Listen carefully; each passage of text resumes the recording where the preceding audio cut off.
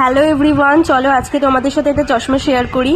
তো এই যে দেখো চশমার ফ্রেমটা, এটা হচ্ছে আমার মায়ের চশমা। তো মা নতুন বানিয়েছে, এই মাত্র একদিন হলো চশমাটাকে এনেছে বানিয়ে, ঠিক আছে। এটার মধ্যে পাওয়ার লাগানো, আমার মার চোখে অনেক পাওয়ার আছে, তো এটার মধ্যে পাওয়ার দেওয়া।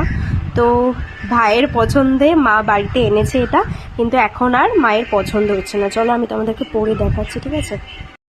এই দেখো আমি পরে নিয়েছি এই যে চশমার ফ্রেমটা, কেমন লাগছে তোমরা অবশ্যই কমেন্ট করে জানিও। তো মা দোকানে গিয়ে চয়েস করেছে, তখন ভালো লাগছিল, কিন্তু এখন বাড়িতে এসে দিয়ে চোখে পড়ছে, বলছে ইস কেমন লাগছে, ভালো লাগছে না, বুড়ি বুড়ি লাগছে নাকি মাকে। তো তোমাকে কেমন লাগছে তোমরা অবশ্যই কমেন্ট করে জানিও, ঠিক আছে। কত যেন নিয়েছিল প্রাইস, ওই ধরো 1500 টাকার মতো নিয়েছে দাম।